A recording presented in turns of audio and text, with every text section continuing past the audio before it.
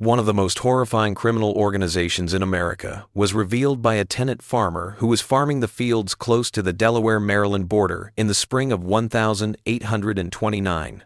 A wooden chest was buried beneath the dirt when his plow horse abruptly slid into the ground. The skeletal remains of what looked to be a man were found inside. His cranium bore obvious marks of brutality, and his bones were yellowed with age. This was only the start. Authorities would find the bodies of at least 7 individuals, including 3 children, on this farm over the course of the ensuing weeks. They were all victims of Martha Patty Cannon, a lady whose name had already become a source of whispered fear throughout the Delmarva Peninsula. Cannon had run what historians now refer to as the Reverse Underground Railroad, a network that abducted fugitive slaves and free African Americans and sold them back into slavery in the Deep South for almost 20 years. But human trafficking wasn't the only issue here. In addition, Cannon was a serial killer who killed witnesses, competing slave dealers, and even kids who threatened her business. She was charged with 4 killings according to Sussex County, Delaware, court documents, but witnesses stated the actual number was more than 20. A criminal conspiracy that had operated with near impunity for more than 10 years, shielded by racial prejudice, jurisdictional ambiguity, and the simple fact that the majority of its victims were individuals whose disappearances were largely ignored by white society, would finally come to light with the discovery of those buried remains. The location where Patty Cannon established her terror empire was ideal for illegal activity.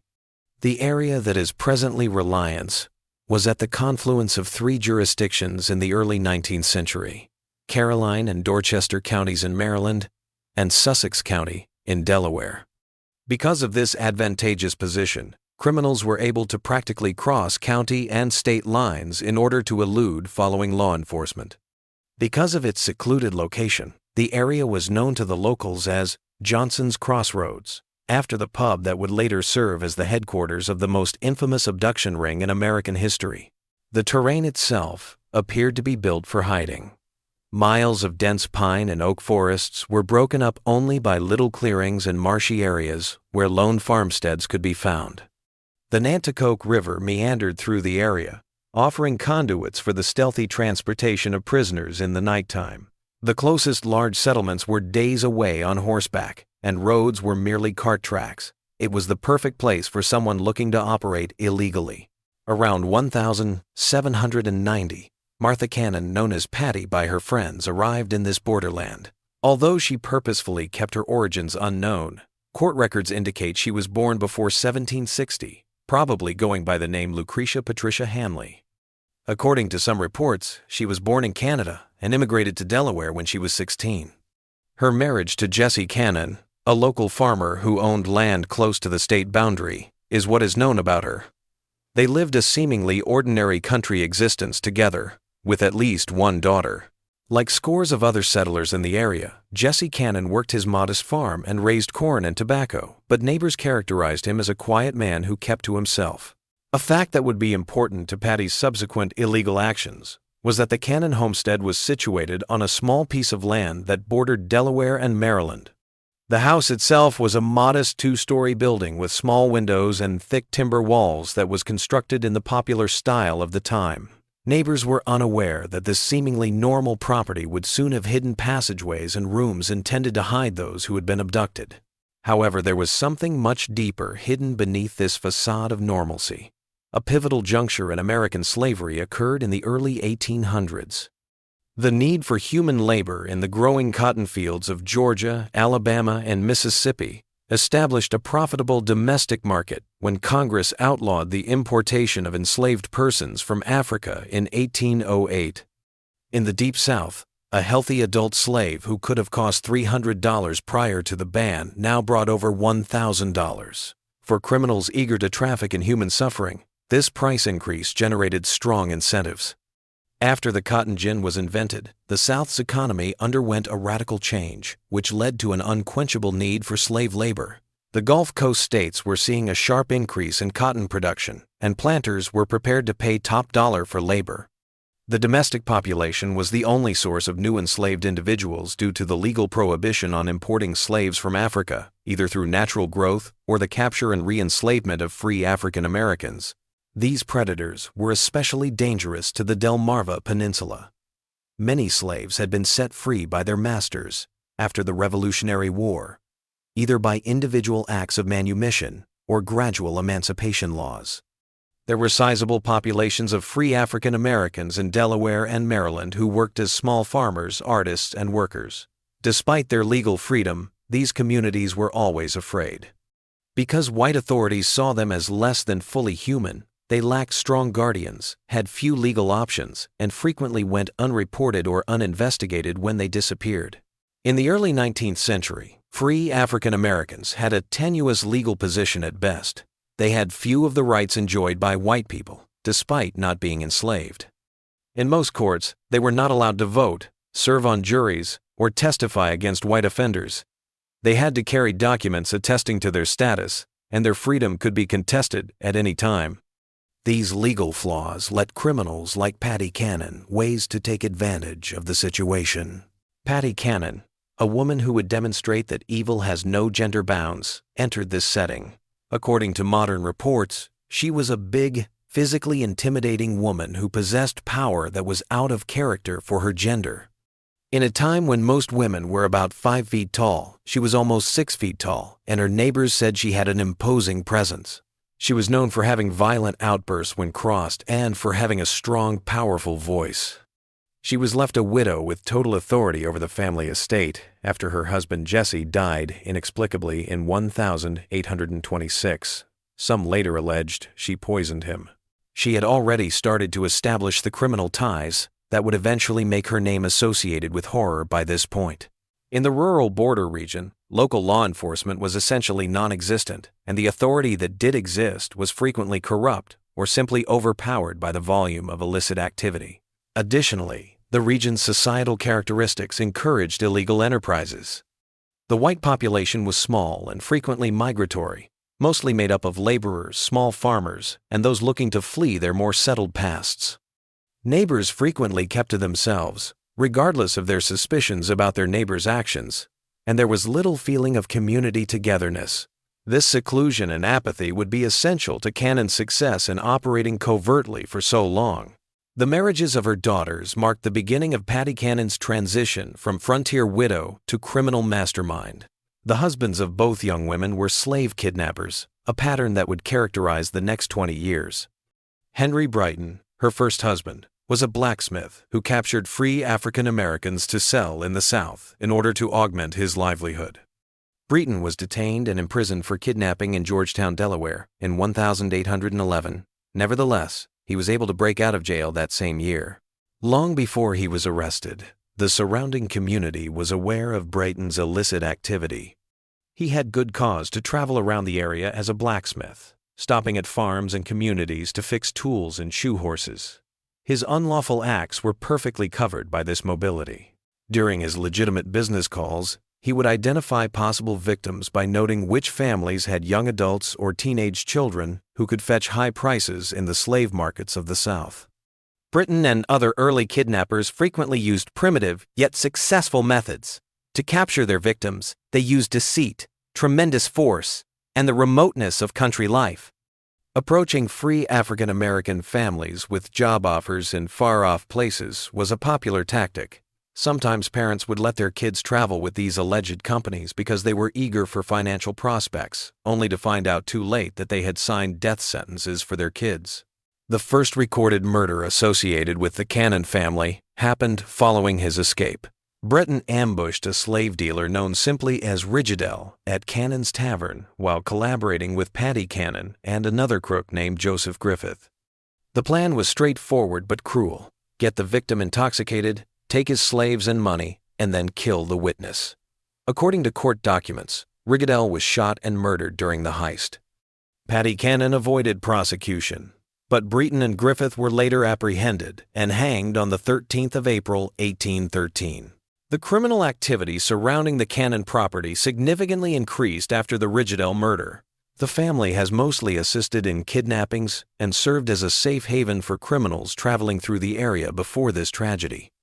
Cannon's propensity to kill for financial gain revealed a degree of brutality that would permeate all of his subsequent endeavors. Unsettling information regarding the crime are revealed in current press reporting of the Rigidell case. The victim had been carrying a sizable sum of money between $3,000 and $5,000, according to estimates, to buy slaves at local marketplaces while she was traveling through the area. Unaware that he had fallen into a trap, he had paused for food and lodging at what he thought was a genuine pub. Throughout the evening, the conspirators fed him wine as they waited for the ideal opportunity to attack. Breton and Griffith trailed behind Rigidell as he eventually retired to his chamber. Later, neighbors claimed to have heard a gunshot, shouting, and the sound of a struggle. By daybreak, Rigidell had lost his wagon and horses, his money was gone, and he was dead. The body was hurriedly buried on the property, starting a routine in which murder victims would regularly discard their bodies in the remote area. Cannon remained on her chosen course despite her daughter's first husband's execution. Rather, it appeared to improve her strategies and fortify her will to create a more complex criminal enterprise. She learned from Breton's capture that thieves needed to be more organized and meticulous in their preparation in order to evade detection, not that crime didn't pay. Cannon acquired a partner who would prove even more beneficial to her illegal business when her daughter remarried, this time to Joseph Johnson. Johnson was a businessman with knowledge of the regional logistics of people trafficking, not just another kidnapping. He was well connected throughout the South, had logistical and transportation knowledge, and above all had the money to take their operations beyond opportunistic crimes. Johnson brought a bar that was right on the Delaware-Maryland state line to the partnership. The location of this institution, which came to be known as Joe Johnson's Tavern, was so deliberate that several rooms actually sat in separate states. They were able to confound pursuing police by relocating abducted victims between jurisdictions thanks to this geographic advantage. Suspects might enter the Maryland parts of the building and claim immunity from Delaware jurisdiction when Delaware police officers showed up with warrants.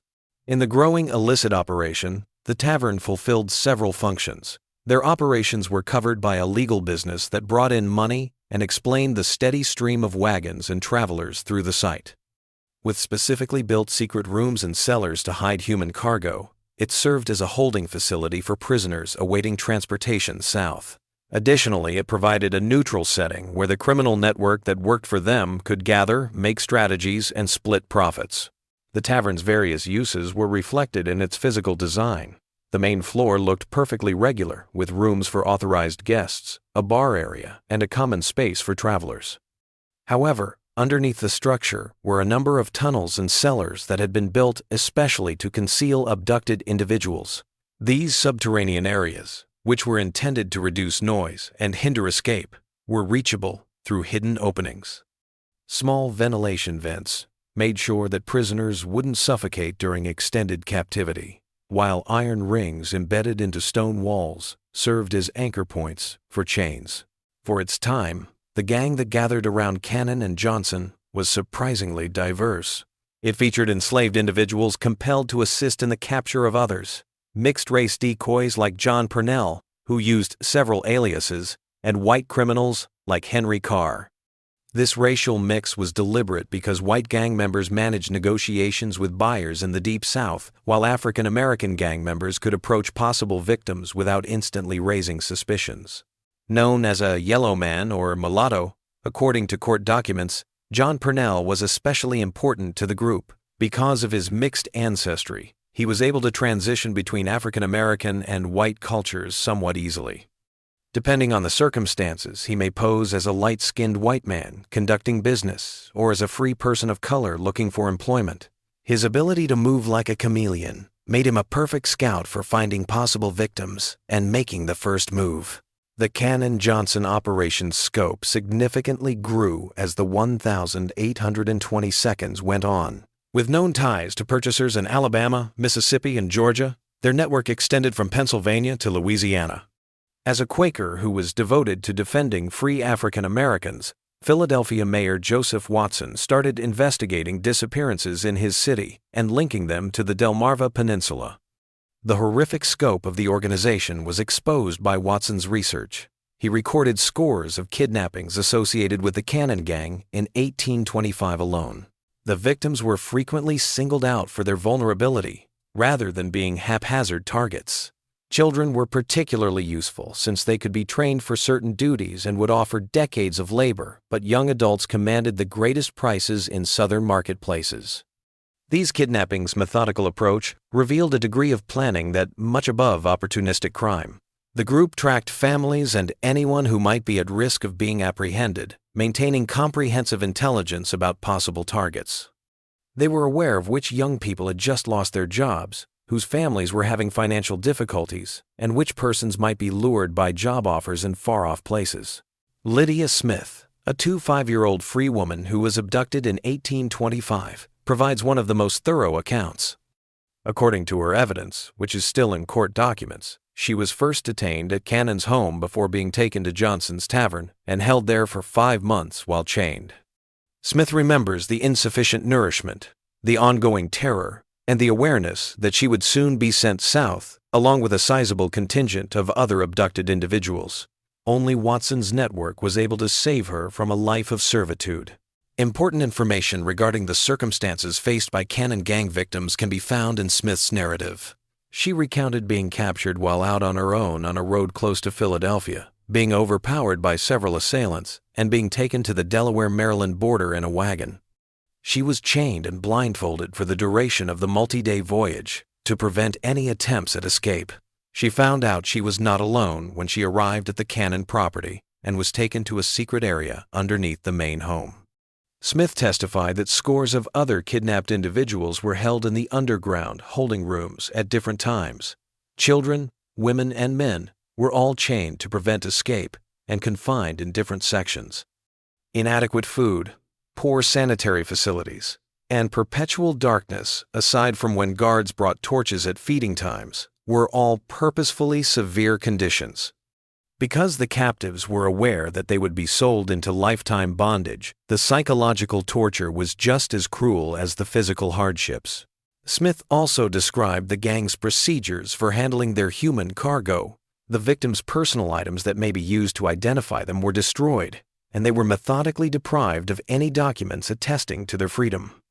In order to justify their selling as legal slaves, they were given fictitious names and histories. They thrashed people until they obeyed if they resisted or tried to hide who they really were. The local populace was unaware of the gang's activities. The neighbors were aware of weird meetings held at Johnson's Tavern, wagons arriving at strange hours, and persons going missing close to the Cannon property. However, the victims were African Americans in a culture that did not value their testimony as much as that of white perpetrators. When local law enforcement did exist, they were not very interested in looking into crimes against people they thought were suspect. The local white community's involvement in the gang's operations extended beyond simple apathy. Some neighbors actively aided the criminal enterprise by participating directly in the gang's operations or by giving information about possible victims. The group received provisions from local traders who did not inquire as to whence they were getting their money. Some law enforcement personnel were suspected of accepting bribes in order to ignore reports of suspicious activity. Only when white victims were included did this apathy shift. In addition to abducting free African Americans, the gang also plundered and killed slave dealers who entered their domain with substantial sums of money. The attention that African American victims never received was drawn to the disappearances of these white males who were involved in the legal slave trade. Around 1820, a Georgian slave trader named Bell or Miller disappeared while passing through the region. This was the first case ever recorded. According to some sources, this individual had been carrying a sizable amount of money, $35,000, that was meant to be used to buy slaves. His horse was later discovered in her hands, and he was last seen at Cannon's place. Cannon told detectives that the man had sailed south with a load of slaves when he was questioned, but they didn't believe him. The disappearance of the Georgia trader signaled the start of a trend that would ultimately result in the gang's demise. Missing white slave traders had financial backers and commercial partners who requested investigations, in contrast to African American victims whose disappearances sparked little official interest. These men had planned routes and carried large sums of money, so it was challenging to explain their disappearances. Usually, Cannon's approach to handling these victims was harsh. Under the guise of conducting lawful business, the traders would be invited to the bar, They would be given beer upon arrival and urged to talk about their financial situation and vacation itinerary. Their bodies would be buried on the land. They would be plundered and killed when the chance presented itself, and the gang would use their money and any enslaved individuals they were traveling with to fund its activities. A single slave trader might have enough cash on hand to support the gang's activities for several months, demonstrating the huge profits made from these killings. Through the gang's southern networks, the enslaved individuals they were transporting could be sold, bringing in extra cash. Most significantly, the gang was able to keep its monopoly on illegal activity in the area by removing these rivals. By the middle of the 1822, the Cannon-Johnson gang was under increasing pressure from a number of sources. Pennsylvania Governor John Andrew Schulze was working with officials in southern states to trace down abducted residents, and Philadelphia Mayor Watson had started to offer large incentives for information that led to arrests. Their investigations were turning up evidence of a systematic network that had been in operation for more than 10 years, rather than merely isolated crimes. Watson's prize of $500 for information that resulted in arrests was a significant amount at the time, equal to several months' worth of salary for the majority of working people. Communities that had previously kept quiet about the gang's operations started to open out as a result of this cash incentive. Authorities received information from former associates, disgruntled gang members, and even some victims who had escaped. This pressure elicited a typical violent reaction from the gang. Instead of reducing their activities, they started to more thoroughly eliminate possible witnesses. This choice, which broadened their list of victims to include those whose disappearances could not be disregarded, would ultimately prove to be their undoing. The rise in violence during this time frame was a reflection of Patty Cannon's growing paranoia. She had established a lucrative criminal enterprise. Estimates place the gang's yearly revenue at over $50,000, which was a fortune by the standards of the early 19th century. However, because of her success, she had drawn the attention of police authorities, and she grew to believe that her operations were under danger from former associates. It was a mixed-race child named Cyrus James who played the most important role in the gang's eventual exposure. When James was just 7 years old, Cannon bought him as a slave and brought him up in her home. James was compelled to join the gang's operations as he became older, acting as a pawn to trick other African Americans into falling into traps. He was both a potential liability and a great advantage because of his deep understanding of the gang's activities and his developing disgust at the brutality he saw. James held a special and terribly complicated place in the Cannon household. He was forced to engage in whatever activities his owner required of him as a child under slavery. However, as he grew older, he saw the full horror of what he was being made to do. He was contributing to the devastation of the lives of those who resembled him, those who shared his susceptibility and ancestry. He would eventually comply with authorities despite the risks to his own safety as a result of the mental struggle this knowledge caused. Cannon used brutal and clever psychological manipulation to manipulate James.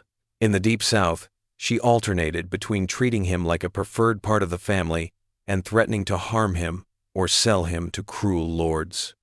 She persuaded him that he could not survive without her protection and that he would die instantly if he betrayed her.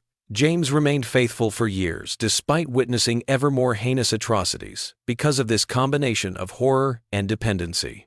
James then stated in his testimony that he saw Cannon kill several children on her land.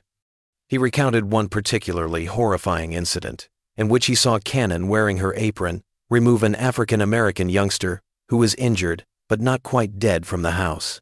The child never came back.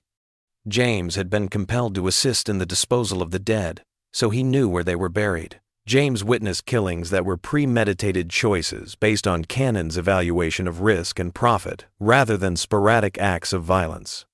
Since medical care would have been costly and would have drawn unwanted attention, children who grew ill or damaged were slain rather than treated.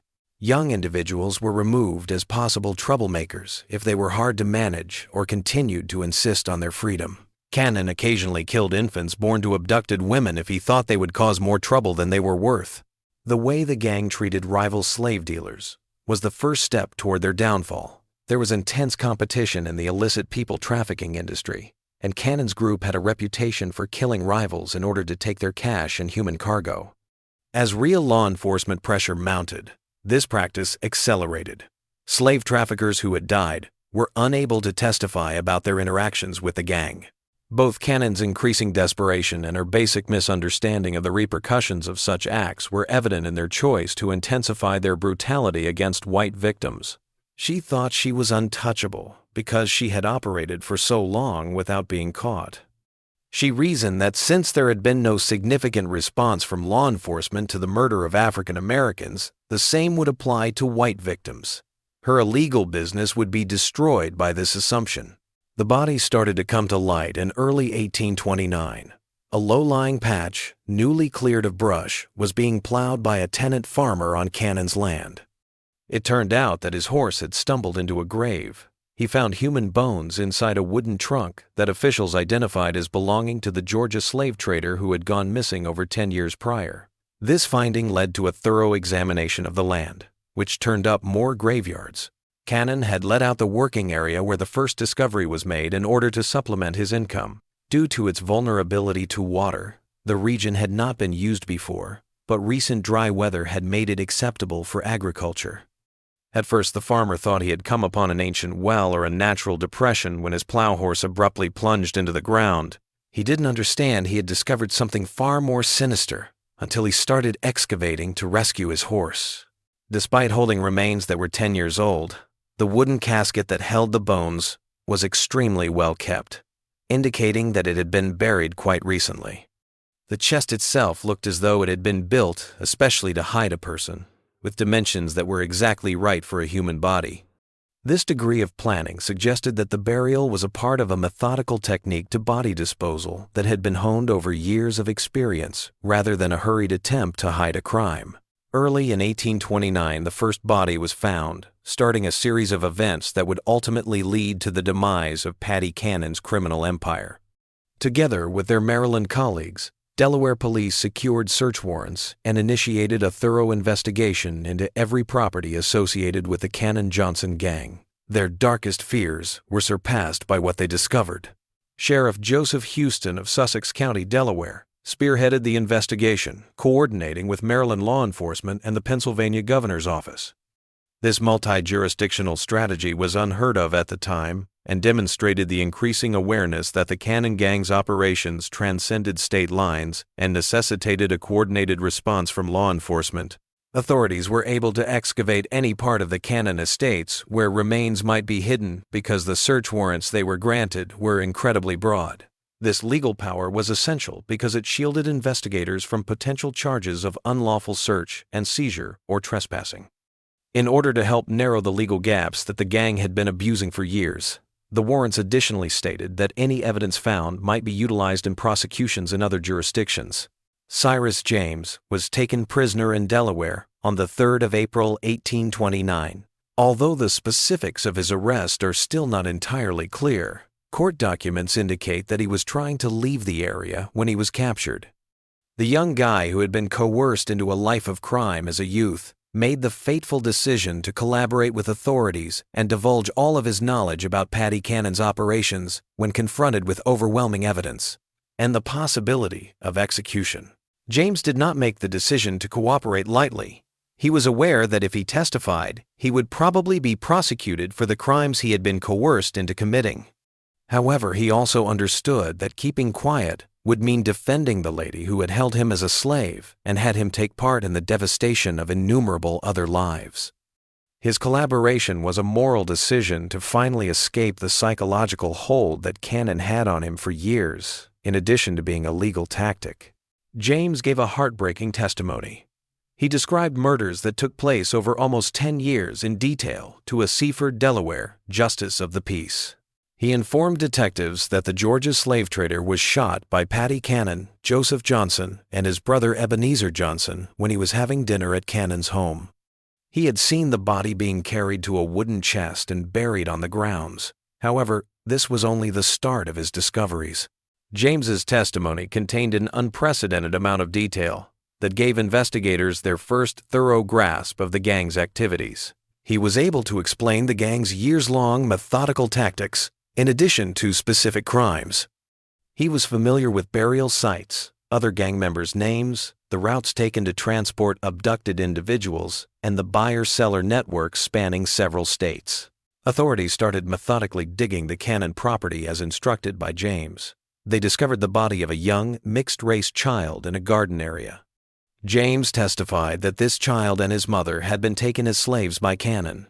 Because she thought the father was white and might have been related to her, Cannon had killed the child. There is no information regarding the child's mother's fate in the article that preserves this statement, which leaves open the terrible possibility that she was also slain. Investigators were especially troubled by the child's body discovery, since it revealed the depth of Cannon's callousness.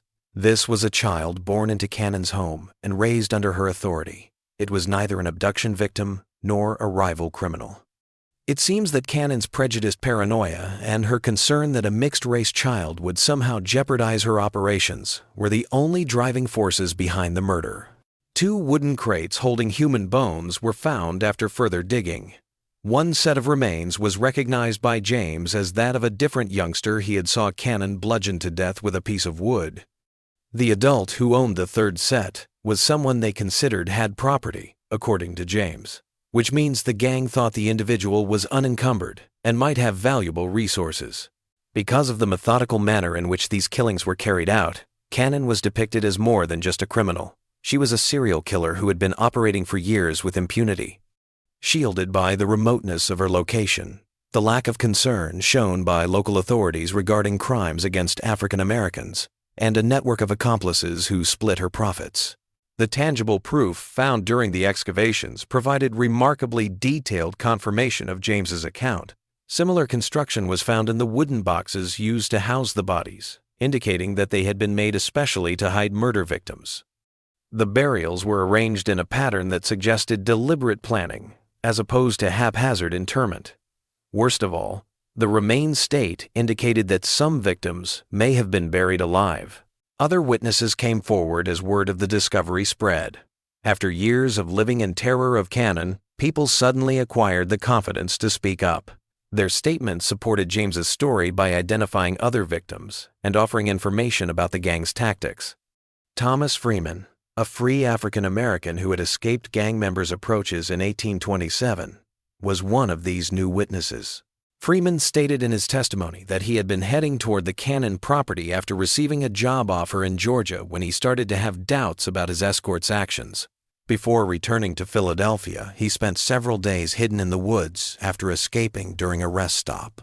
Because it shed light on the gang's recruitment strategies, Freeman's testimony was noteworthy. The first approach, he explained, had appeared entirely reasonable. He had been having trouble finding work in Philadelphia when a well-dressed man approached him and offered him a job on a plantation in Georgia. In addition to the excellent pay, there was to be no charge for transportation.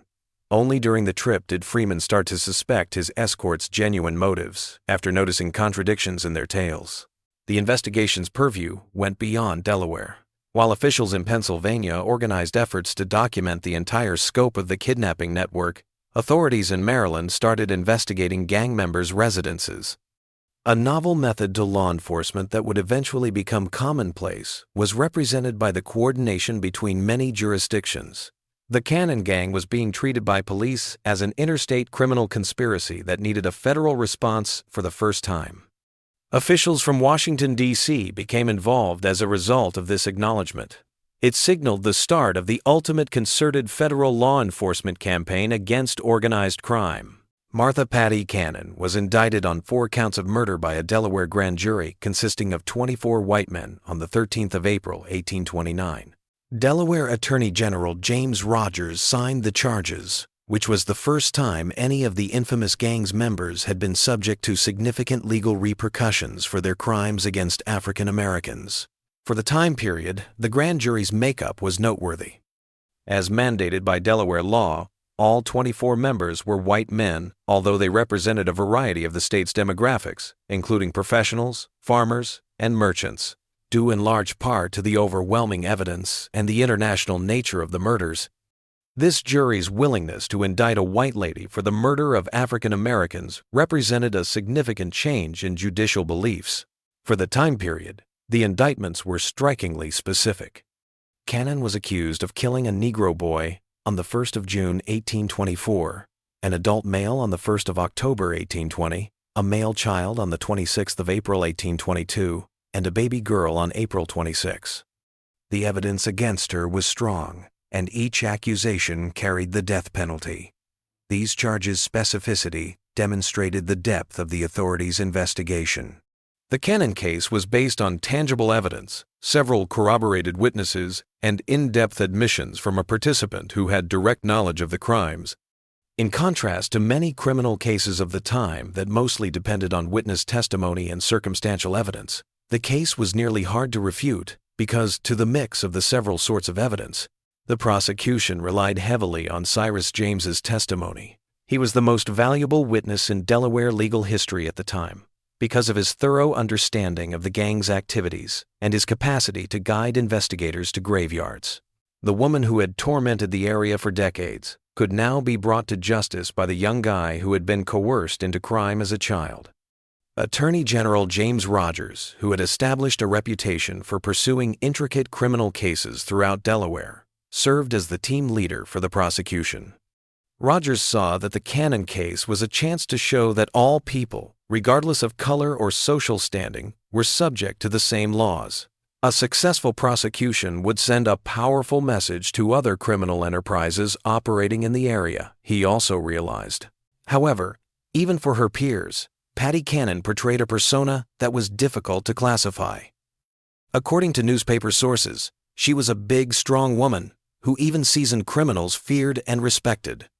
Even at the age of 70 or more, she maintained her defiance and sharp mind, displaying no regret for her conduct in the face of indisputable proof. During her incarceration, Cannon was described by contemporary accounts as an unrepentant criminal who appeared to be truly perplexed by the legal proceedings against her. She reportedly thought of her conduct as normal business operations, and that she was confused that she was being charged with crimes against persons she saw as property rather than people. The severity of her offenses and the unique circumstances of a female defendant facing multiple murder accusations were both reflected in the terms of her incarceration at the Sussex County Jail in Georgetown, Delaware. Because authorities feared escape attempts and possible vengeance from remaining gang members, she was constantly under guard. Constructed in the early 1800s to imprison debtors and small-time offenders, the Georgetown Jail was a rudimentary stone building. Authorities had to put in place extra security measures to guarantee Cannon's ongoing custody because it was not built to house dangerous criminals facing the death penalty. Her cell was strengthened with more iron bars and locks, and more guards were placed. Cannon started talking more openly about her criminal past when she was confined. She acknowledged killing at least 24 individuals over her criminal career, according to sources from the time. In addition to the African Americans who were discovered interred on her land, these victims also included competing slave dealers, any witnesses, and anybody else who might have threatened her business. The matter-of-fact tone of Cannon's disclosures was their most terrifying feature. With the same casual disdain she may have used to discuss animals, she described the killing of adults and children as a business necessity. Even seasoned law enforcement officers who had witnessed the worst of frontier violence were stunned by her seeming lack of moral concern. Authorities learned specifics about Cannon's crimes from her confessions, which went much beyond the counts against her. She detailed a criminal network that extended across several states, killings that began in the early 1810 seconds, and kidnappings that had claimed hundreds of lives. These disclosures supported investigators' hypotheses that the crimes found on her property were but a small portion of the gang's overall operations. The court case proceeded at an unusually rapid pace for the time. A speedy trial and resolution gained momentum due to the overwhelming evidence and public clamor for justice. According to court documents, Cannon was supposed to go on trial a few weeks after being indicted, and if found guilty, she would be executed soon after. The prosecution's approach was simple: show the jury the tangible evidence, Cyrus James's and other witnesses' statements, and let them conclude that Cannon was guilty of several killings.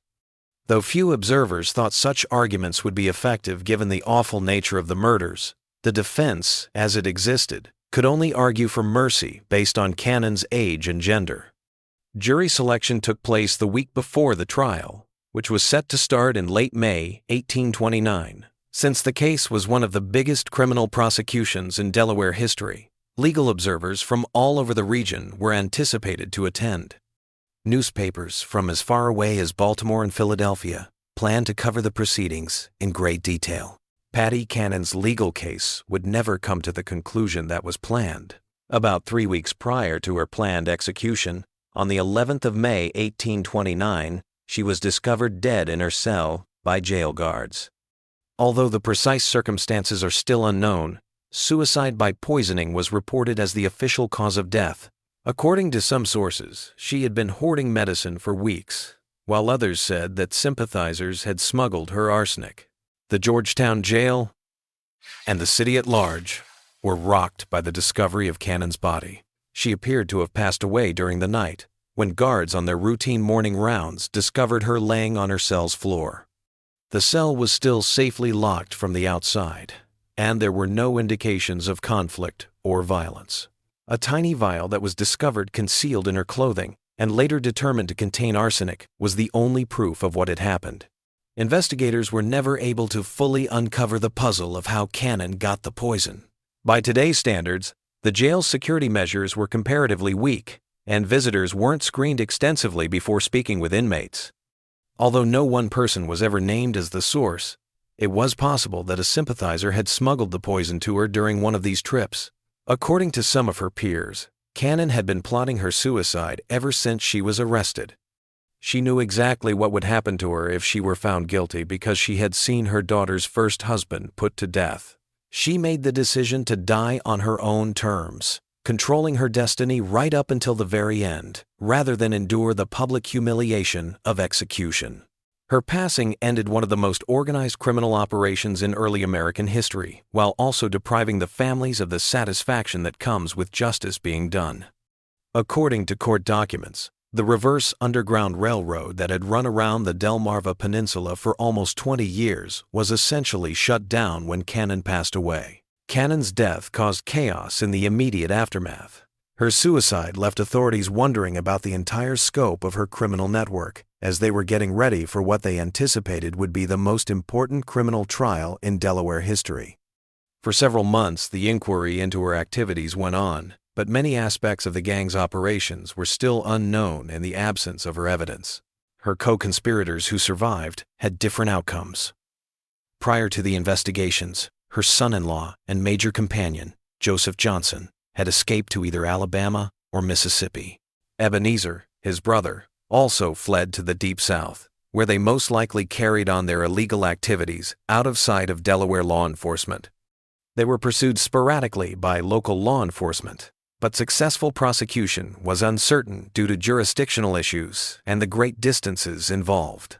The only person left to face justice was Cyrus James, the enslaved kid who had been coerced into committing a crime. In the end, his collaboration with the authorities resulted in his freedom rather than his execution. James was liberated and shielded from reprisals by the Delaware courts, who acknowledged that he had been forced to join the gang's operations and that his testimony had been essential in exposing the crimes.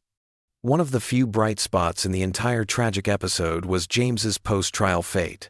After being sent to Pennsylvania, abolitionists assisted him in creating a new identity and starting a respectable life. According to some reports, he later got involved with the Underground Railroad, utilizing his understanding of criminal networks to support lawful initiatives to aid runaway slaves. Over the course of their operations, the Cannon-Johnson gang had abducted hundreds of free African Americans, according to the study. Conservative estimates place the number of persons they smuggled into slavery in the Deep South between 500 and 1,000, while exact figures are still up for debate. Slave prices in southern markets indicated the economic worth of these atrocities, which in today's terms amounted to millions of dollars. These acts had a human cost that went well beyond the numbers. A family was destroyed, a life was stolen, and a system that treated people like property was maintained with every kidnapping. Hundreds of kilometers away from their homes, many captives lived out their lives in bondage after never being rescued. Whole villages lived in fear of such attacks. Spouses were split up from one another, and children were taken from their parents. The gang's actions were equally widespread geographically. Connections to criminal networks that operate from New York to Louisiana were revealed by evidence gathered throughout the investigation. The Cannon Gang was a component of a broader criminal people trafficking network that took advantage of the early 19th century's hazy legal framework and weak law enforcement. When Patty Cannon passed away, her body was first interred in the Georgetown Jail's cemetery. The community's wish to forget the atrocities connected to her name was reflected in the burial's lack of pomp. Her remains were relocated to a potter's field close to the new prison, when that property was later turned into a parking lot in the 20th century. Over the years, her skull was separated from the rest of her body and shown in several locations, a strange development that shows the sensationalist approach to her crimes. It served as a grim reminder of one of Delaware's darkest periods and was lent to the Dover Public Library as recently as 1961. Even while this treatment of her remains was unsettling by today's standards, it was a reflection of the public's ongoing interest in her crimes and their wish to commemorate the atrocities she had committed. Patty Cannon's legacy goes well beyond her specific transgressions. Her story serves as an example of the institutionalized violence that served as the foundation for American slavery, the precariousness of free African Americans during the antebellum era, and the ways in which skilled criminals might take advantage of legal and geographic gaps. Her Reverse Underground Railroad served as a somber reminder that for every tale of emancipation, there were innumerable tales of death and re-enslavement. It was a dismal mirror image of the networks that assisted enslaved people in escaping to freedom. The Cannon case is still studied by contemporary historians as an illustration of how illegal businesses could thrive in the spaces between legal domains. Her ability to continue operating for almost 20 years, in spite of local communities' knowledge, shows how racism, legal restrictions, and financial incentives all work together to enable such atrocities. The case also brought to light the shortcomings of early 19th century law enforcement.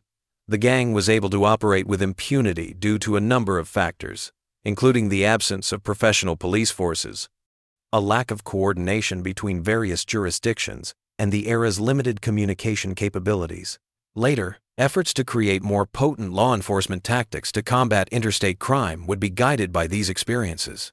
The local community was severely and permanently impacted. The neighborhood surrounding Johnson's Crossroads never truly bounced back from its Cannon Gang affiliation. In an attempt to avoid the scandal, the name was subsequently changed to Reliance, although the stigma remained for many generations. Many families decided to move rather than stay in a region linked to such horrors, and property values in the area remained low for decades. Additionally, the Cannon case had wider ramifications for how American culture views crime and ethnicity. Despite the fact that the majority of the victims were African Americans, authorities' willingness to finally punish these crimes represented a minor but important change in legal thinking. Even though this change was brief and restricted, it was an acknowledgement that everyone should have legal protection, regardless of race. The abolitionist movement grew as a result of the inquiry and reporting of Cannon's crimes. Abolitionists argued that the entire system of slavery was intrinsically corrupt and dangerous, and the systematic nature of the kidnapping network and the ease with which free African Americans could be forced to slavery served as compelling evidence for their claims. Although the specifics were frequently exaggerated or misrepresented, Cannon's narrative was incorporated into local mythology in the decades after her passing.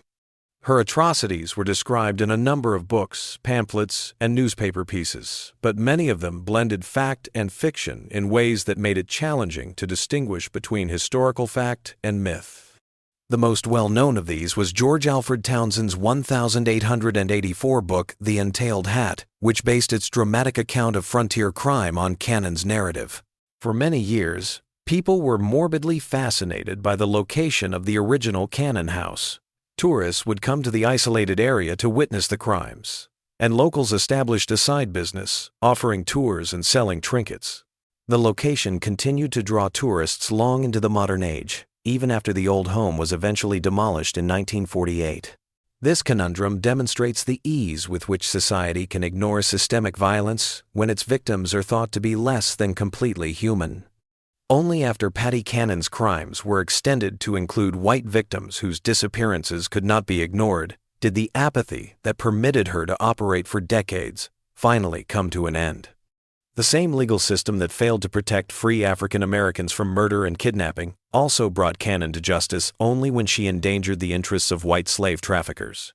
The Cannon case is a sobering reminder of the potential for evil in human nature, as well as the significance of watchful law enforcement and civic duty.